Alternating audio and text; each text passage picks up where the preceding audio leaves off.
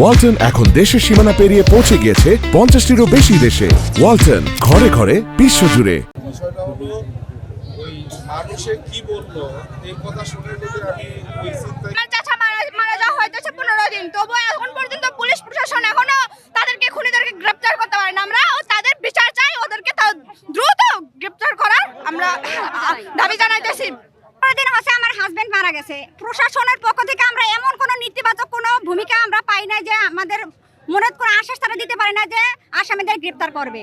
তারা ওদের পক্ষ নিয়েই আছে না। স্যার, আমরা কেন আজকে এখানে রাজপথে দাঁড়াবো? আমরা হত্যাকারীর ফাঁসি চাই এবং তাদের দ্রুত গ্রেপ্তার করে আইনের আওতায় আনা হয়। আসলে আলামিন হত্যাকাণ্ডের পর থেকে আসামিরা আসলে সে চিকিৎসাধীন ছিল, দীর্ঘদিন চিকিৎসাধীন থাকার কারণে আসামিরা আগের থেকেই পালাইছিল।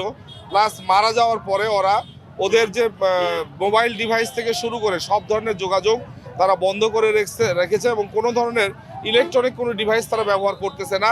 আমরা সর্বোচ্চ চেষ্টা করতেছি এই আসামিগুলোকে গ্রেপ্তার করার জন্য বিভিন্ন ওয়েতে। আমাদের পাশাপাশি র্যাব কাজ করতেছে, তো আশা করতেছি খুব শীঘ্রই আমরা হয়তোবা দু একজন আসামিকে ধরে ফেলবো। আজকে এরা যে রাস্তায় অবরোধ করেছিল, তো এদের সাথে আমার কথা হলো শেষ পর্যন্ত যে আগামী 5 দিন আমরা সময় নিয়েছি, 5 দিনের মধ্যে কোনো একটা ভালো রেজাল্ট আমরা দিব আশা করতেছি।